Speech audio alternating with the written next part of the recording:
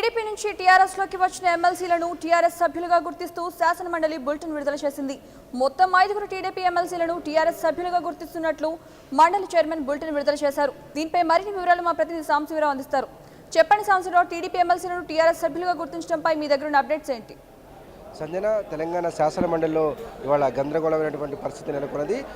గతంలో తెలుగుదేశం పార్టీకి సంబంధించినటువంటి 7 మొత్తం శాసన మండలి సభ్యులు ఉన్నారు. 7గురిలో 5 శాసన మండలి సభ్యులు బోడికుంట వెంకటేశ్వర్లు కావచ్చు, బాలసాని లక్ష్మీనారాయణ, అట్లాగే పట్నం నరేందర్ రెడ్డి, తర్వాత గంగాధర్ గౌడ్, అట్లాగే సలీం. ఈ 5 శాసన మండలి సభ్యులు టీడీపీ నుంచి టీఆర్ఎస్లో చేరి తాము మెర్జ్ అవుతున్నట్టుగా, తెలంగాణ రాష్ట్ర సమితిలో మెర్జ్ అవుతున్నట్టుగా ఒక లేఖను మండలి చైర్మన్ స్వామిగౌడ్కి ఇవ్వడం జరిగింది. గతంలో మిగతా 2 అంటే పోట్ల నాగేశ్వరరావు కావచ్చు, అట్లాగే ఇంకొక సభ్యుడు అరికెల నరసారెడ్డి కావచ్చు, ఈ 5 సభ్యులకు సంబంధించి ఈ 2 సభ్యులు మాత్రం పార్టీలో పార్టీ ఫిరాయింపు చేయకుండా ఉన్నప్పటికీ కూడా మొత్తం తెలంగాణ తెలుగుదేశాన్ని టీఆర్ఎస్లో మెర్జ్ చేస్తున్నట్లుగా మరొక విజ్ఞాపన పత్రాన్ని స్పీకర్కి మండలి చైర్మన్కి ఇచ్చున్నారు. ఆ నేపథ్యంలో ఆయన విచారణ జరిపారు. ఇంతకాలం పెండింగ్లో ఉంది.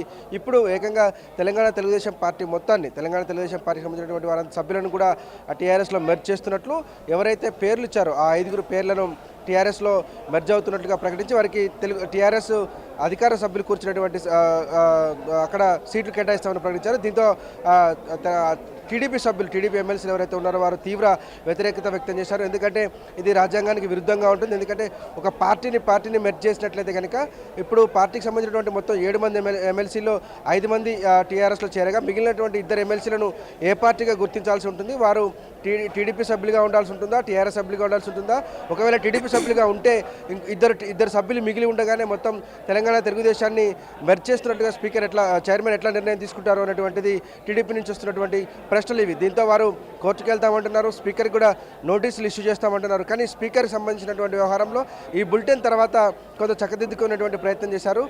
మొత్తం తెలంగాణ తెలుగుదేశం పార్టీని తాము మెర్జ్ చేస్తున్నట్లు కాదు, కేవలం ఎవరైతే 5 సభ్యులు తెలంగాణ తెలుగుదేశానికి సంబంధించినటువంటి 5 ఎమ్మెల్సీలు ఎవరైతే టీఆర్ఎస్ గూటికి వచ్చారో వారి 5 మాత్రమే తమలో మెర్జ్ చేసుకుంటూ, తమలో విలీనం చేసుకుంటూ వారికి తెలంగాణ టీఆర్ఎస్కి సంబంధించినటువంటి సీట్లు కేటాయిస్తామని మాత్రమే మేము చెప్పాము తప్ప మొత్తం పార్టీని మెర్జ్ చేస్తున్నట్టుగా భావించాల్సింది కాదు అని ఆ తర్వాత అధికార పార్టీ సభ్యులు వివరించేటువంటి ప్రయత్నం చేస్తారు. కానీ అధికారికంగా మండలి చైర్మన్ రిలీజ్ చేసినటువంటి బులెటిన్ ప్రకారం అయితే కనుక తెలంగాణ తెలుగుదేశం పార్టీని టీఆర్ఎస్ పార్టీలో మెర్జ్ చేస్తున్నట్టుగా ఇచ్చినటువంటి తీర్మానం కాపీ అవుతుందో ఆ కాపీకి స్పందిస్తూ ఆయన ఇచ్చినట్టుగా మన దగ్గర సర్క్యులర్ ఉంది. దీంతో ఈ గందరగోళం ఏర్పడింది. టీడీపీ కోర్టును ఆశ్రయించేటువంటి యోచనలో ఉంది. ఎట్లా మెర్జ్ చేస్తారనేటువంటి ప్రశ్నలు ఉత్పన్నమవుతున్నటువంటి నేపథ్యంలో వారు స్పీకర్కి కూడా నోటీసులు ఇస్తామన్నారు. ఇక ఒకసారి మెర్జర్కి సంబంధించినటువంటి విషయం చూసినట్లయితే మెర్జెస్ కావాలంటే కనుక ఆ పార్టీ రాష్ట్ర అధ్యక్షుని యొక్క ఖచ్చితంగా అంగీకార పత్రం ఇవ్వాల్సి ఉంటుంది. సదరు పార్టీని వేరొక పార్టీలో మెర్జ్ చేస్తున్నట్టుగా కనుక రాష్ట్ర అధ్యక్షుడు కావచ్చు, జాతీయ పార్టీ అయితే కనుక జాతీయ పార్టీకి సంబంధించినటువంటి అధ్యక్షుడు ఖచ్చితంగా లేఖ ఇవ్వాలనేటువంటిది పార్టీకి సంబంధించినటువంటి మెర్జర్ విషయంలో ఉన్నటువంటి సహజమైన రూల్స్ సంజన.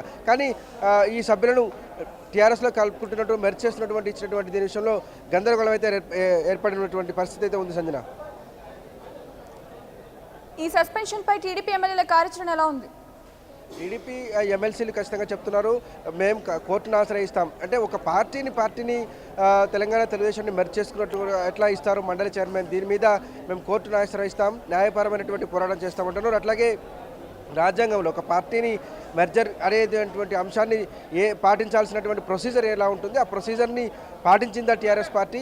కనీసం తెలంగాణ తెలుగుదేశాన్ని మెర్జ్ చేస్తున్నట్టుగా మీకు ఎవరు విజ్ఞాపన పత్రాన్ని ఇచ్చారనేటువంటి ప్రశ్నలు కూడా టీడీపీ ప్రస్తుతం లేవనెత్తేటువంటి పరిస్థితి చేస్తుంది. అయితే మెజారిటీ సభ్యులు 7 మందిలో 5 మంది వచ్చేసారు కాబట్టి మెజారిటీ సభ్యుల యొక్క అభిప్రాయాన్ని పార్టీ అభిప్రాయంగా పరిగణిస్తామని టీఆర్ఎస్ పార్టీ చెప్తున్నప్పటికీ కూడా ప్రొసీజర్ ప్రకారం, రూల్స్ ప్రకారం ఒక పార్టీని వేరొక పార్టీలో మెర్జ్ చేసేటువంటి ప్రొసీజర్ మాత్రం ఇది కాదు అనేటువంటి టీడీపీ పార్టీ చేస్తున్నటువంటి ఆయన ప్రధానమైన డిమాండ్. దాంతోపాటు గతంలో పార్టీలు మెర్జ్ అయినప్పుడు టీఆర్ఎస్లో తల్లి తెలంగాణ పార్టీ కావచ్చు, మిగతా పార్టీలు విలీనమైనప్పుడు వాటి యొక్క ప్రొసీజర్ ఏ రకంగా పాటించారో అట్లాగే పీఆర్పీ కాంగ్రెస్లో విలీనమైనప్పుడు జరిగినటువంటి ప్రొసీజర్ని కనుక మనం పరిశీలించినట్టయితే ఆ రాష్ట్ర అధ్యక్షులు దగ్గరుండి తమ పార్టీని ఇతర పార్టీలో మెర్జ్ చేస్తున్నట్టుగా ఒక లేఖ ఇవ్వడం, వారే స్వయంగా ఆ పార్టీలో చేరడం జరిగింది. కానీ ఇక్కడ తెలంగాణ తెలుగుదేశం సంబంధించినటువంటి పార్టీ వేరే ఉంది. ఆ పార్టీకి ఎమ్మెల్సీలు ఇంకా 2 ఎమ్మెల్సీలు అట్లాగే ఉన్నారు.